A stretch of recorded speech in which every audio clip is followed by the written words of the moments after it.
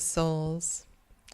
Welcome back to, well, it's Saturday. I'm here for my Saturday chat. And today I have two new decks on my desk and very happy to briefly share these with you. One has been a long time in the coming, and that is Tarot of the Holy Spectrum. And I looked at this deck, I believe it was 2 years ago. So this is third edition, first printing. And this particular deck caught my attention when somebody, oopsie, in Mindful Tarot was using it for their journey through the 78 cards. And I'm not sure which version of the deck they were using, but it simply, perhaps I can just fan through it on the other camera. Let me do that in case you just don't know this deck.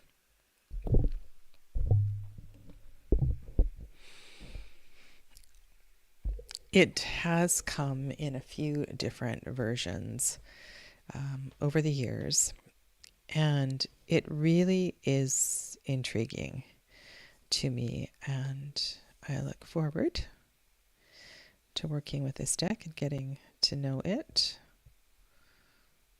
Really do like the new box, the clamshell box, and the bright color. The tethered one, wow. It's a really oh, and look at the contrast between these two cards, Death and the tethered one. And very interesting look at Temperance, the grounded self, the present earthly self versus the spiritual self.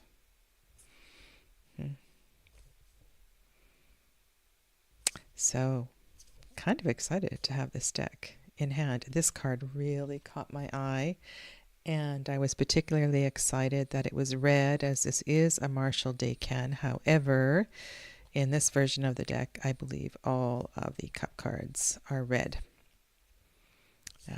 So lots to learn and lots to work with Tarot of the Holy Spectrum. Kind of exciting, and I will eventually do a walkthrough and a review. And last night I opened The Flight of the Butterfly. I am a fan. I really think that Kelly Burton's decks are thoughtful, and they are well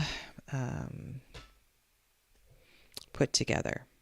She is an experienced and well-versed tarologist, and it was with no hesitation that I used this deck for a very powerful reading this morning in a class, and quite excited actually to take it further. It has already been christened with wax and a scratch. So it is, its work is full underway.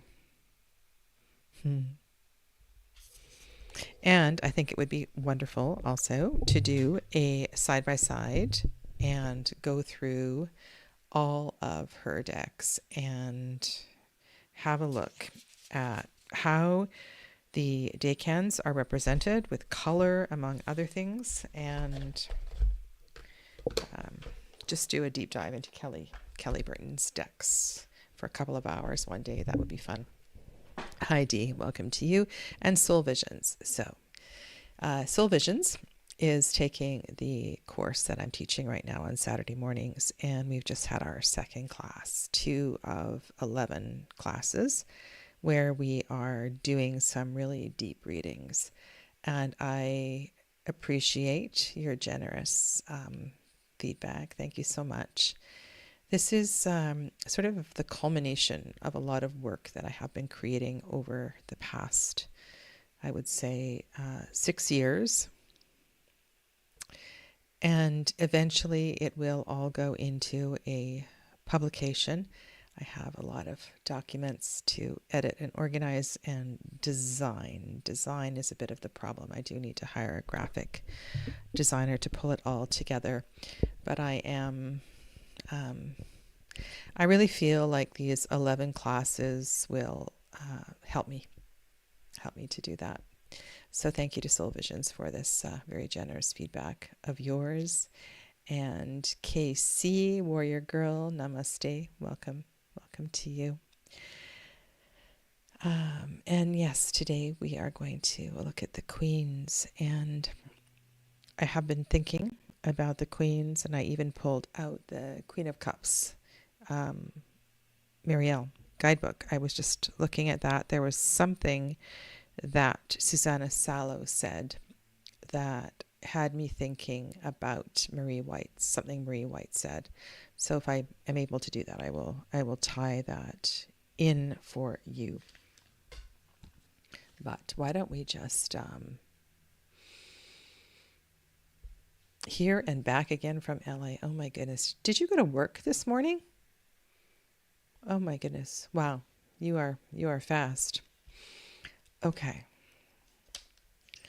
I'm just going to read this. This is so beautiful. This is from my rather tattered version, Little White Book of the... No, it's Saturday. Okay. I just wondered, maybe you went into the office today, Hollywood and back, or... Yeah. Mother of Cups. So my rather tattered version of the Margaret Peterson Tarot Guidebook. I do have a nice brown one that is in one of my decks as well. Mother of Cups. I was born of the flow in every form. Let's look at her picture. Why don't we zoom in on all the Mothers of Cups, and then I will read to you, just because reading helps to center me, and it's kind of been a bit intense this morning. So there we go. So there is the Mother of Cups from that deck, and here is Velamo, the Mother of Cups from Mythologia Fennica. And then our other Mother of Cups is from the Greenwood Tarot.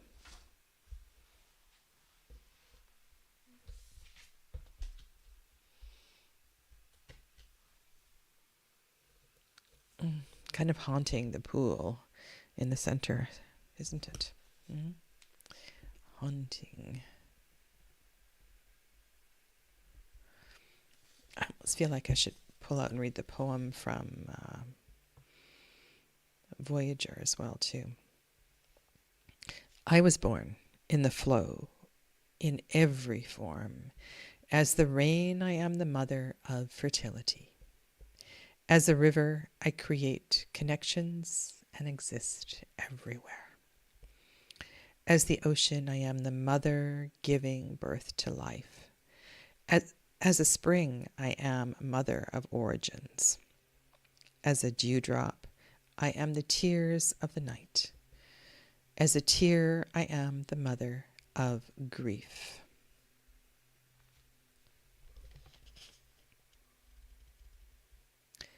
As sweat and urine, I am the one who washes away all toxins. I am the cleansing one, the one who flows in all bodies. As mixer of lovers, I mix the consistency of their secretions. I nourish. I am soft and flowing. As the dreaming one, I bring that which is deeply hidden to your attention. As the one who mirrors, I reveal moods and feelings. As the compassionate one, I show the beauty of dissolving illusions. I am the shining one, the seductress, the deceiving one, the one who dulls and clears. If you are trying to hold me, I will run through your fingers. If you look into the mirror of my surface, you will see what you are able to see.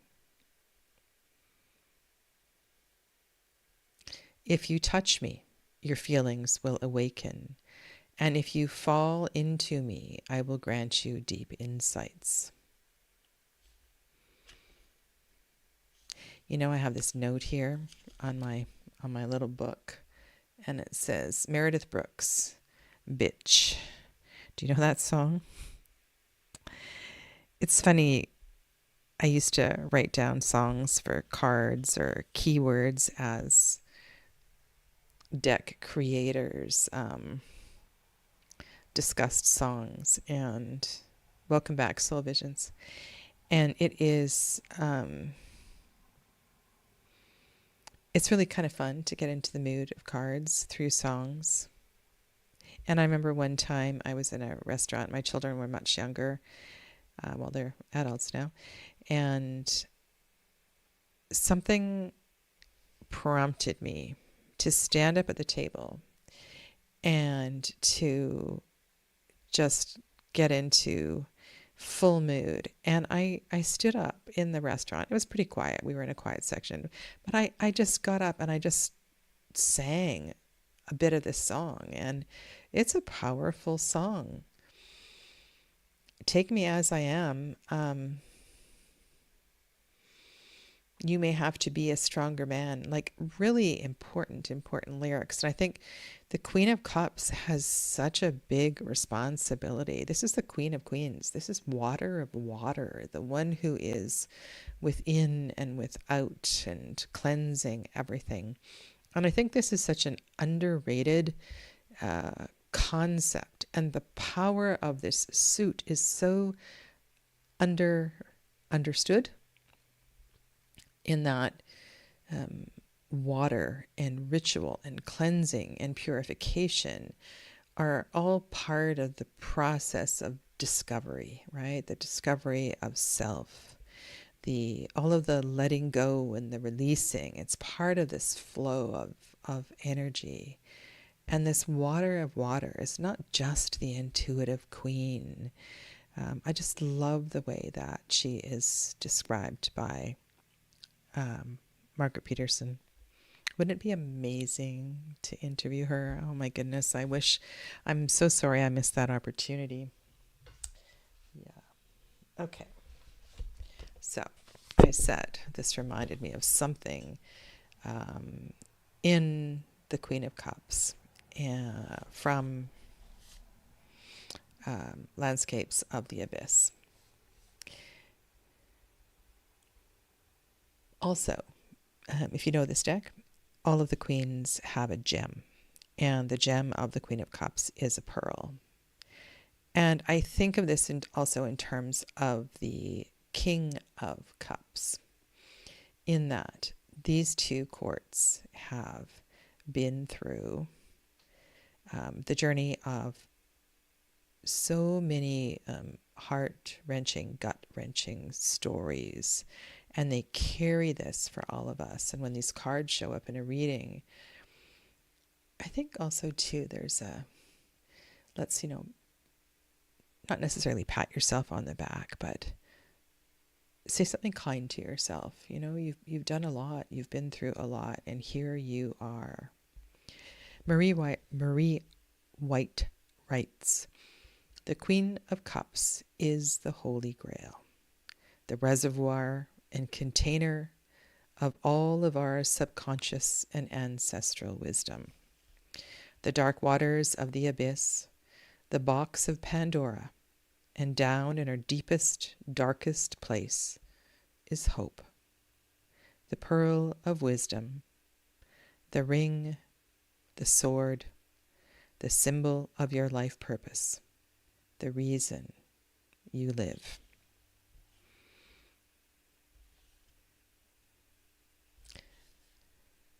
So I think one of the questions we can ask this queen is, what is our Holy Grail? What is it truly in our heart of hearts? Why are we here? What is it? Not only what do we desire, but what is it that we feel at some deeply powerful level is our reason for being? And in that short paragraph from Marie White, there's a couple of words that really say something powerful. And it is also repeated in some of the words of Susanna Salo. And this container, this reservoir, this vessel, which is our self, comes in different sizes and different shapes of containers. And the Divine Mother, in her form as the water goddess, will fill that cup with exactly with what you need. And I think one of the greatest lessons is to remember that that cup, our vessel, needs to be emptied, or mostly emptied, from time to time, so that cup can be renewed and refilled. And she is here to do exactly that. And then the bit about Pandora's box. Well, this queen resides over the element of water. And this is a really tricky suit. It is one that can provide a lot of discomfort for people, not only in their aversion to entering the ocean, the literal ocean, but entering the communication of emotion, of feelings. And she is there to help us navigate that. I think the idea of Pandora's box in terms of sort of Scorpio energy and deep dives into the water and retrieving that treasure or that box is that we don't know what we're going to find there. And I think often we don't dive into the waters because we're afraid of what we're going to find there. And it may be exactly what we fear finding, but what it reveals might not be what we are projecting it will reveal. And so we need to be really, really brave in this suit. And so I just sort of pause and take a breath here, because I want you to remember all of this when you start thinking about the suit of swords and how hard the suit of swords is and how challenging the suit of swords is. Well, so is this suit. This is a really tough suit, and it's a different kind of energy. And I kind of love historically how these two suits have reflected each other, and the swords have been found in the water and the cups have been found in the air, and it's really, really cool. I am sure, Glitter Muse, welcome, that you will be able to find a deck. I'm sure there are people that bought multiple decks, and there'll be some on the marketplace soon. You know, it's not a deck for everybody, and those people who love and know the Wildwood Tarot well. I'm sure there's a bunch of people that find it really frustrating, because the Wildwood Tarot is John Matthews and Mark Ryan, and the artist is Will Worthington. And this particular deck is Mark Ryan and Cheska Potter, artist.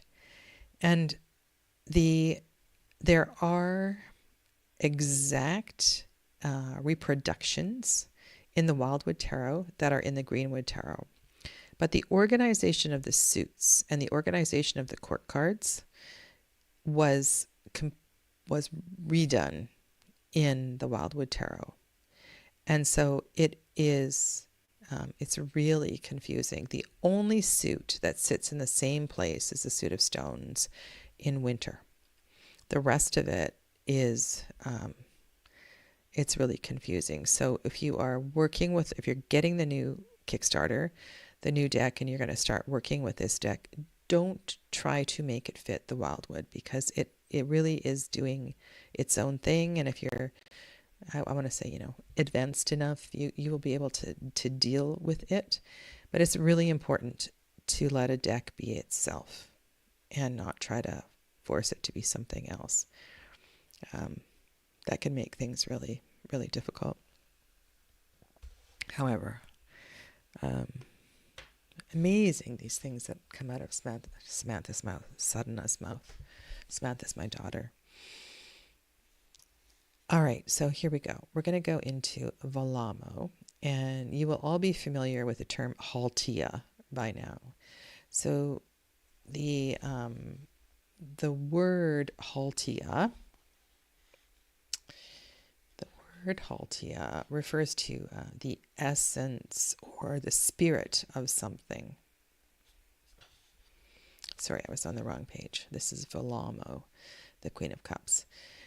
A water Haltia's purpose was to give fish to fishermen, to keep an eye on the amount of roe, and to protect all the fish species. Valamo, the mistress of water, is a beautiful and sensitive being who loves all inhabitants of the water, and also gladly helps humans by giving healing and catches to those who ask nicely.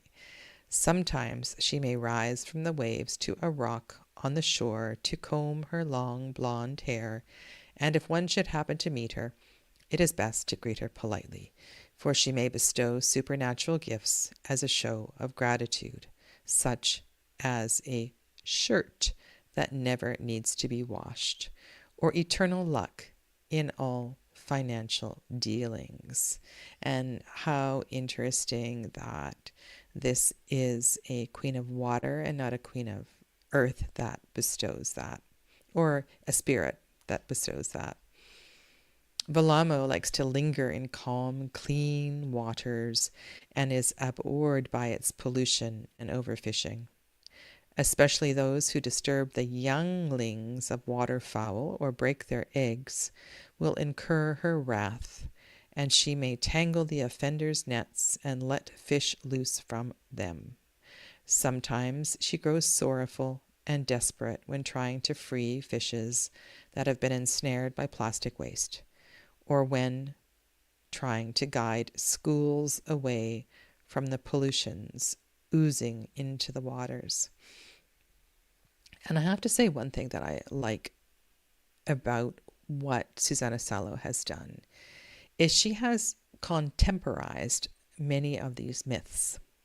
So when these myths were shared hundreds of years ago, over centuries, there likely was no discussion of pollution or plastic waste in the water. And I appreciate how she has connected with these energies and brought the mythology forward with current associations in many of these cases of cards. Now, here's another really interesting connection to other mythologies.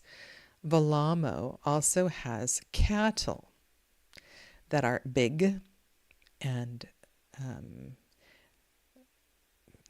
sorry, I'm pausing because of the grammar of the translation, that are large and really healthy, that sometimes come to graze on at the shore in the form of a cow. It is possible to snatch this kind of cow, but one has to act quickly before Valamo calls it back under the waves to the world below the surface. The cows of Valamo represent sacredness, care, and feeding with love. They always give enough milk to fill the vessel where they're being milked into. And this is what I was saying earlier, that the Queen of Vessels is here to help to fill our cup. But if our cup is full of whatever, there's no room for the restoration. And I think this is a really important thing to remember. And people fight me. I mean, literally, querents fight me. People that I chatter. I mean, I don't talk like this to many people during the day, but once in a while I will have kind of a deep discussion with somebody.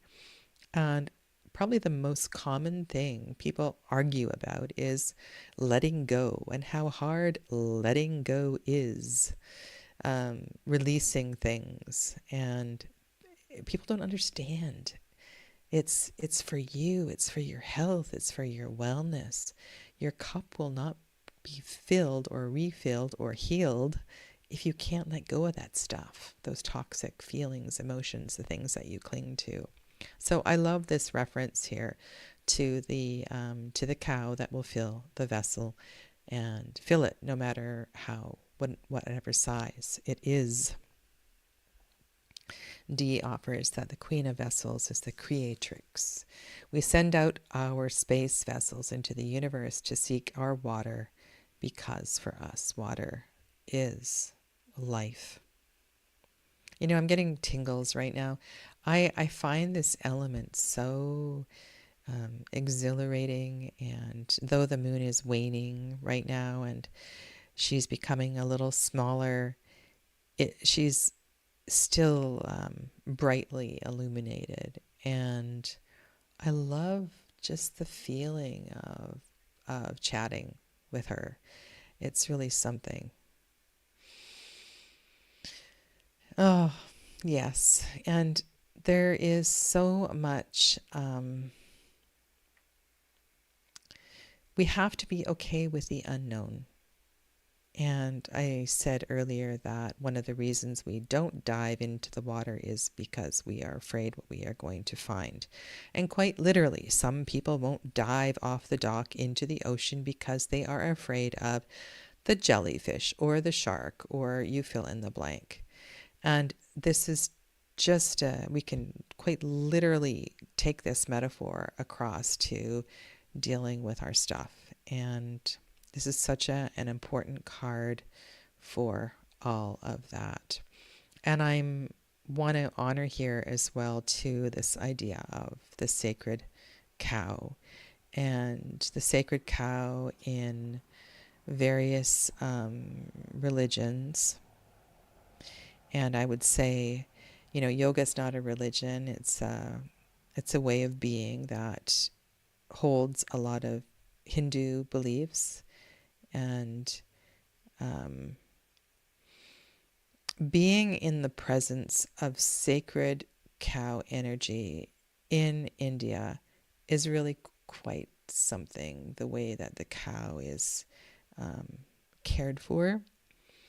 And yes, I'm fully aware of the abundance of cows in urban places, but it's heart-filling. It's heart-filling. And the idea of breast milk and mother's milk. And when I was reading from Margaret Peterson, the way that she was describing the waters, all of the waters that the Mother of Cups is, I think is also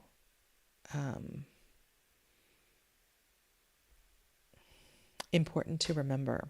You know, I think about lymphatic tissue. Believe it or not, I think about lymphatic tissue. And lymphatic tissue requires fire, energy, action in order to move it, right? It's one of the only systems in the body that doesn't have its own palpitations, its own, we have to, you know, hang upside down. We have to move lymph. And the Mother of Cups, I think that is one of the only cases where, well, maybe not, you could just compare it to stagnant water. Her waters are everywhere, in every system. She is, Dee alluded to this as well too, right? She is the water of life that is in everything, and we need to do what we can to allow her to keep flowing and keep moving. We all know what happens with stagnant water. So in everything, right? Okay, there's another deck creator whose work is coming to mind. And it's a little deck, and she's in San Francisco. It's an older deck. I did a Chemonette Tarot. Chemonette.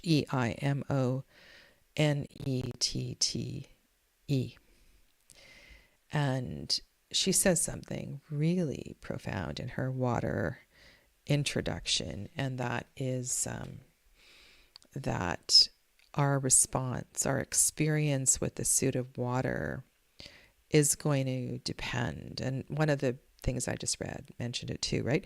If we're dealing with a tear, or we're dealing with a puddle, or we're dealing with a tsunami, they're all water, and our response is going to sort of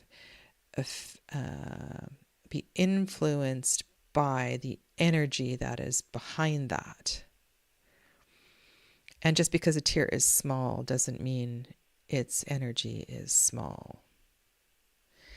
I don't know, there's something about that. And the relationship between the force behind the water, and this is another reason to remember how powerful this suit is, right? The force of water can make a pearl. It can create a natural pool in rock. The combination of the force of the energy that moves the water. So, this is where this all started. We can't look at these elements in isolation. Yes, and Krishna. This is, Krishna was in one form a cowherd. And through the mythology of Krishna, the reverence for cows grew. And milk is such a sustaining life force for all over India, but I'm thinking even many of the impoverished, the poorest of the poor, have access to the milk of a cow in India, and it's really, you have to go there to know and to feel and to understand what this is all about. But Mother of Cups. One of the things that Mark Ryan writes about for the heron is the ability of the heron to cross the veil. And I was thinking about these two cards here and how I might apply that. And that the Mother of Cups, what a perfect guide to help us cross over at the end of a lifetime. Or what a beautiful guide to help us. I'm thinking of NDEs or other situations where we may have a glimpse of the other side. Many of you may be mediums and you cross over and back and know and feel this energy. And she is such an important part of that. And this card wants me to remember how embracing this element is so critical to my health and well-being in every way. My spiritual health, my mental health, this flow of water and liquid in the body mustn't stagnate. So she, if you look at the alchemical symbol, is the cup.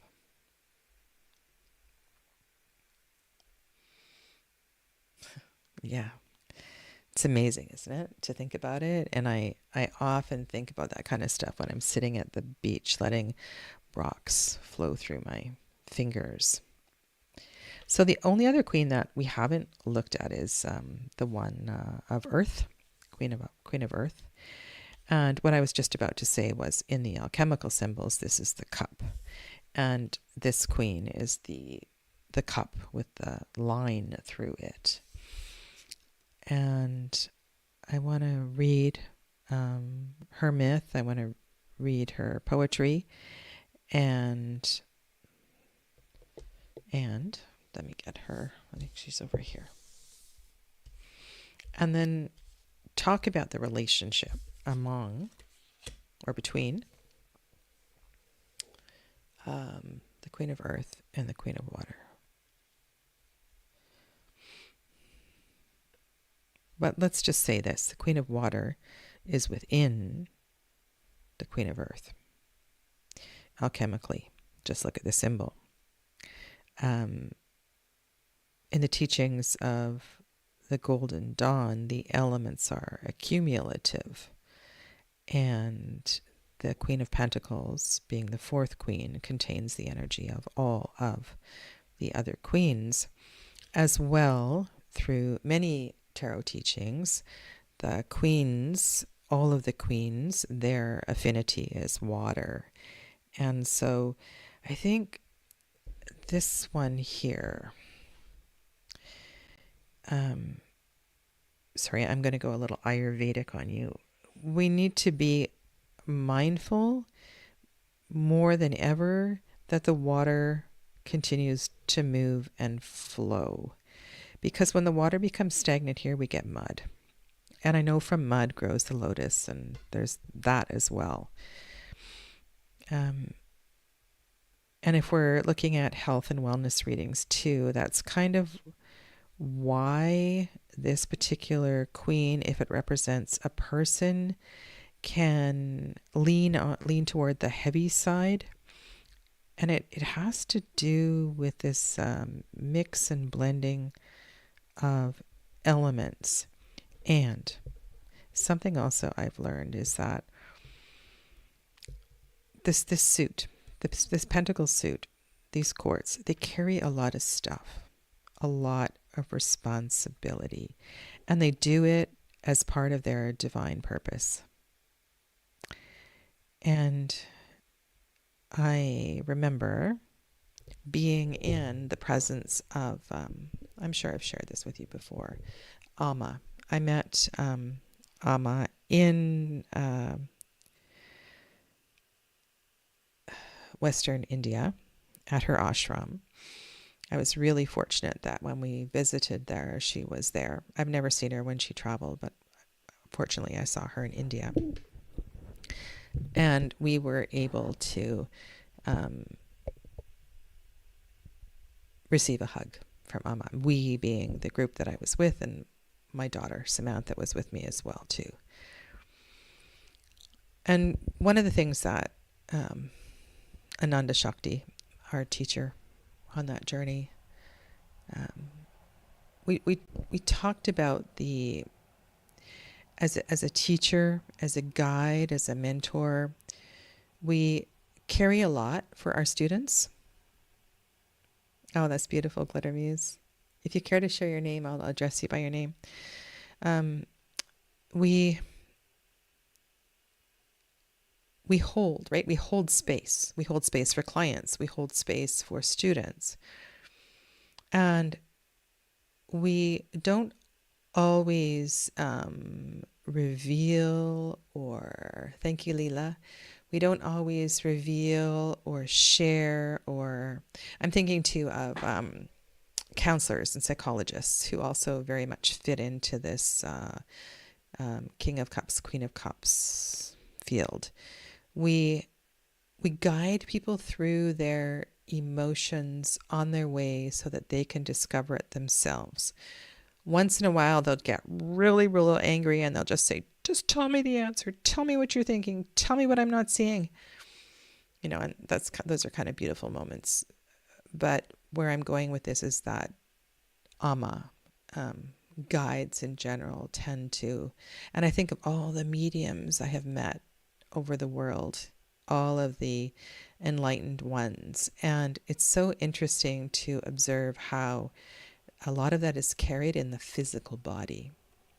So there's something about that responsibility, the transmuting of energy for others that manifests as physical weight in the body. And it's just, I don't know, I'm sharing this. It's just something to sit with and to think about in terms of the element of earth. The element of earth contains water. And sometimes that vessel can become heavy and has a great largesse to it. And I think we need to be in this spiritual community, need to be, I think you all are. I think I'm kind of preaching to the choir here.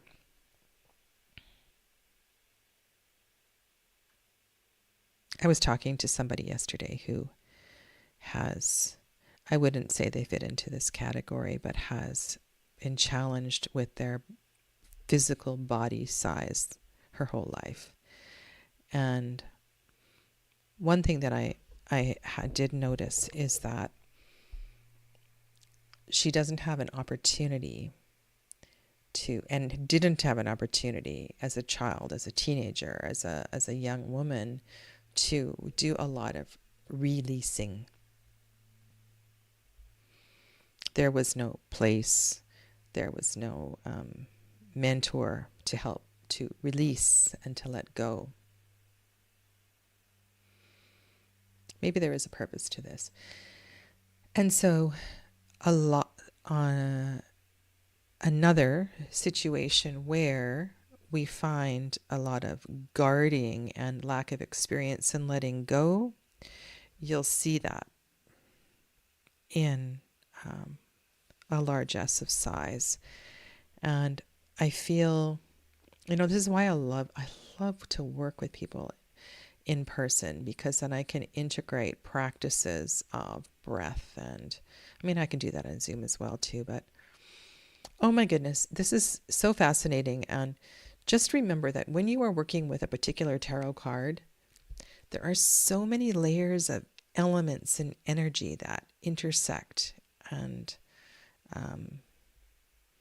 we can begin with the mythology, of course, but the elements are so magical, mystical, and important to understand.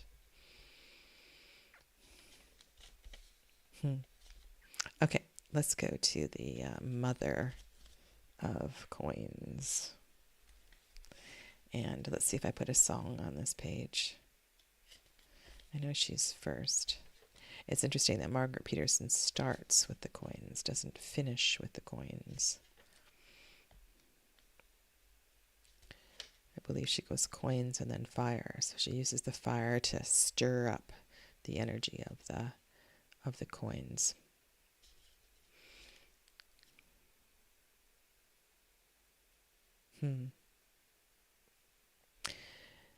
Mother of earth am I. My being is defined by growth and decay. My body and my vision are wide awake and present, and life has painted me with fine strokes and woven me into trees, flowers, fruits, plants, animals, and the earth's organism, which brought us all into being. And yes, very much as well too. This card to me is all about Shakti, so the divine feminine in all of her forms upon this earth. I am the provider of nourishment. I add flesh to bone, and when the moon changes, my body responds with red lines. So here there is an intersection between the queen of water and the queen of coins. I dwell in the feet, legs, pelvis, belly, organs, sinews, joints, arms, hands, heart, and head. I know the ways, the pulsating circulation of the blood, the subtle structure of the nerves. You can find me on the marketplace in all those places where money and goods are exchanged, as well as in the gardens and fields. I know the power of coins. I know both sides. Isn't that interesting? I know both sides of the coin. Wealth and poverty, abundance and scarcity. And I know a lot of you work with chakras as well too. And so when she's talking about blood here, and I think of the mother of coins, if we're going to associate these coins with chakras, then I believe she does talk about the root chakra in the last paragraph. This is the mother of the Muladhara chakra, the root chakra, the red chakra, the one that connects us to mother of origin. And for some people, that will be the mother that brought them into this earth, and other times it will connect us to a larger concept of Gaia. I am the one at the cradle, the one centered in herself, the one who nurses. I gather, heal, and enjoy. I influence that which has not yet manifested itself. I am the coiled up serpent at the spine. When the serpent uncoils, the grass trembles. That's really poetic. And so the mother of water is at Swadhisthana chakra. And there's a lot of teachings around this, but the home of the mother, divine mother, is in the water. And she will be in the Muladhara chakra because we need her there. It's like she will absorb the weight of being there to nurture us. And these ways of viewing these different aspects of the divine feminine can really help with healing, understanding, even of relationships with various women in our lives, and our relationship to the divine feminine in general. The divine mother is indeed the mother of earth, and she is the mother of water.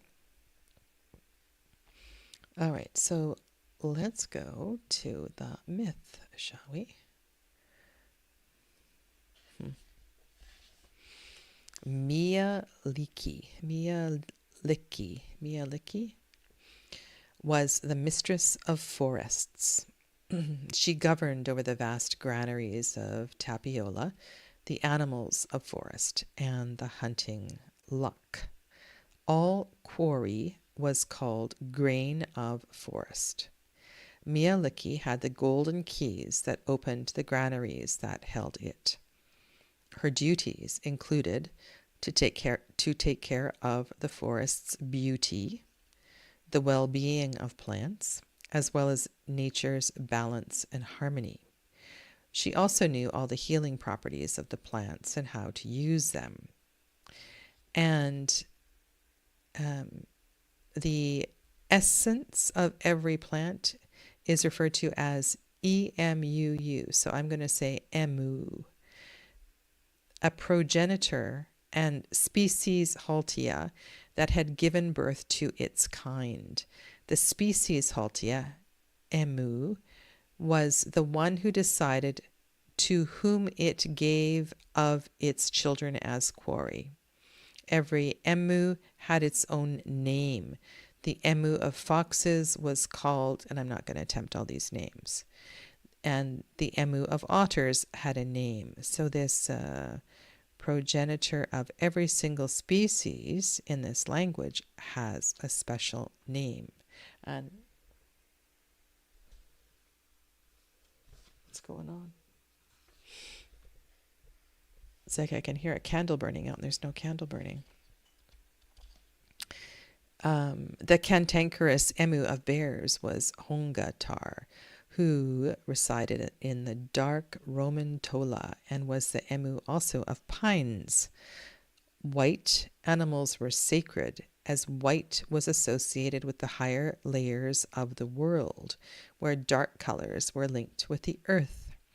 The species Haltia could wander the forests in the form of white representative of its kind, so it was better to leave oddly colored or peculiar animals in peace.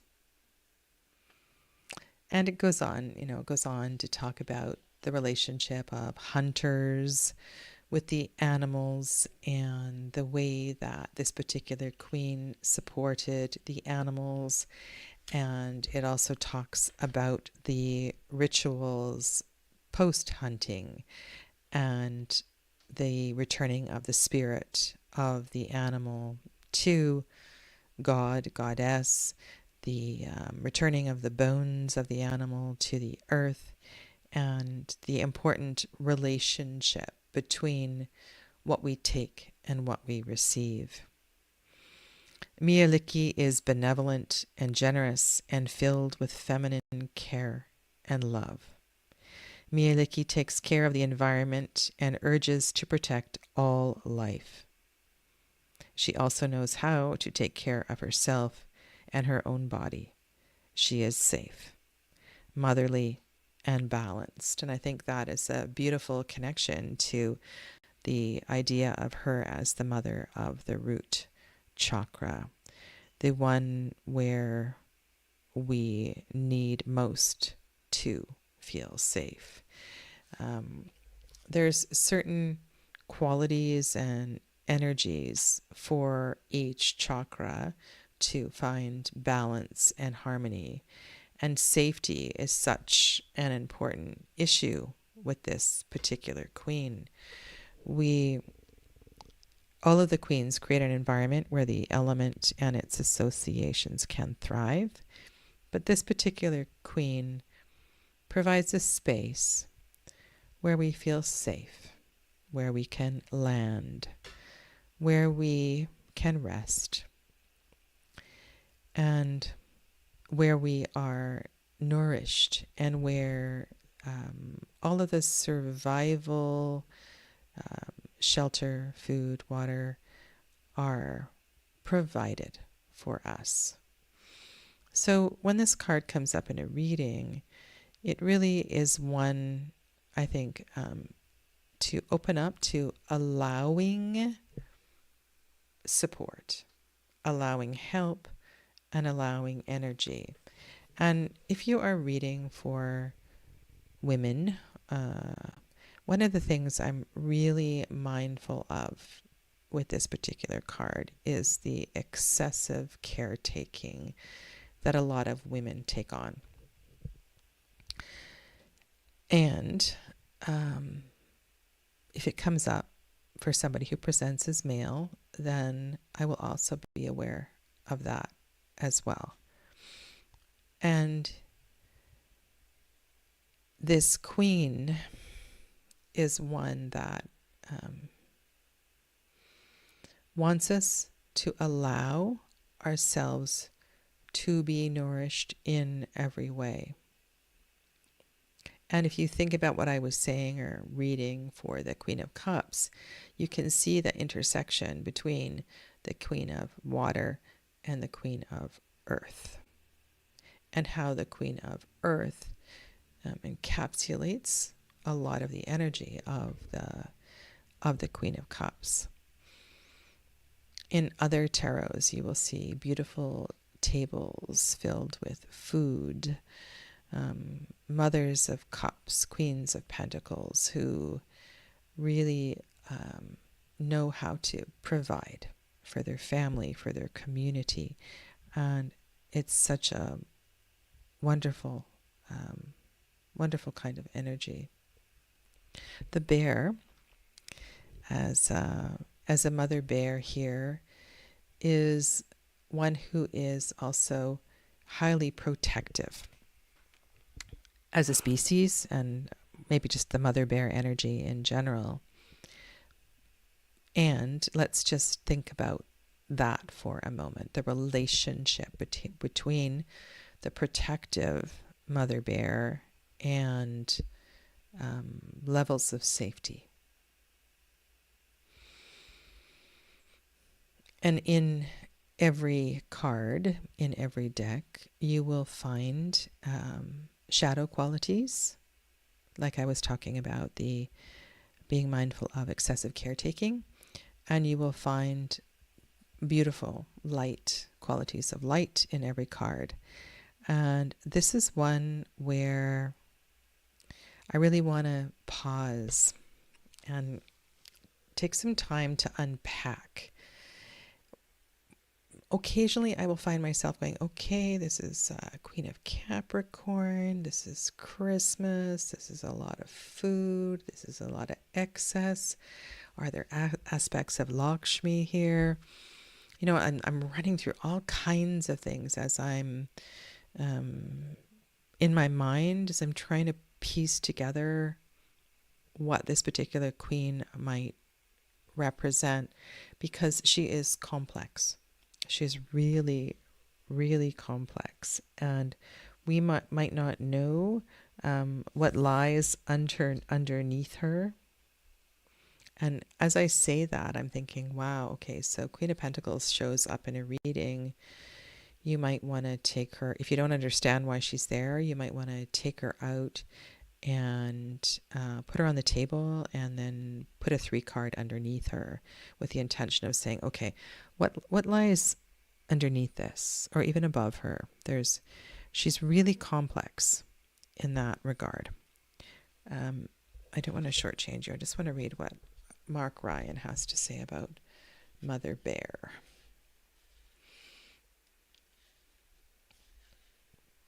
I have to say, I do like the Mother Bear and the Wildwood Tarot as well.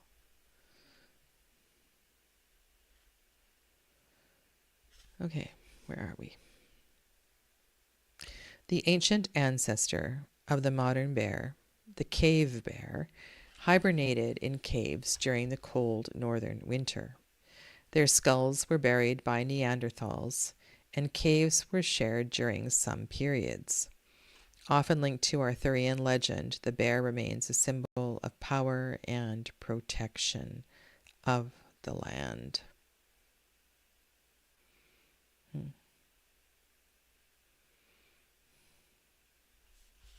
I think sometimes this card shows up because we just, and I'm not just talking about the bear card, but I'm talking about Mother of Coins in general, because we need to remember that we are safe and we are indeed held.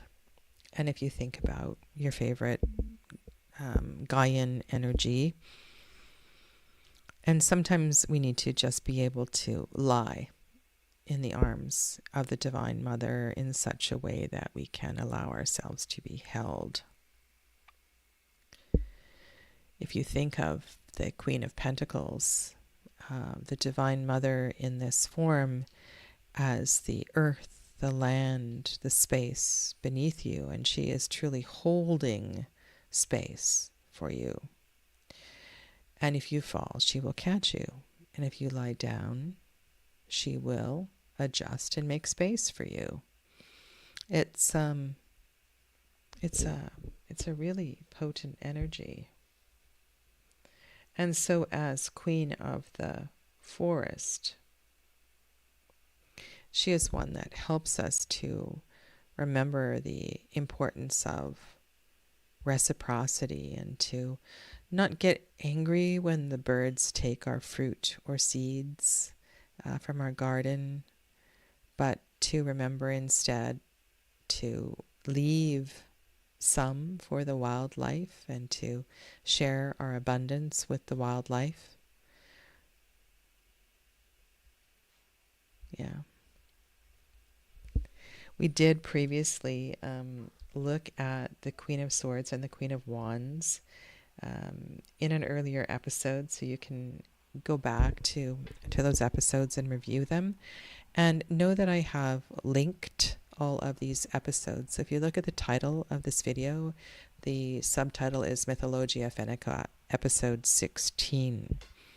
This journey began with the suit of swords, and we went through the suit of swords, and then the suit of wands, and then the suit of cups, and then pages, knights, and now the queens. And next week I will do the kings, and then we will go back and do the suit of pentacles.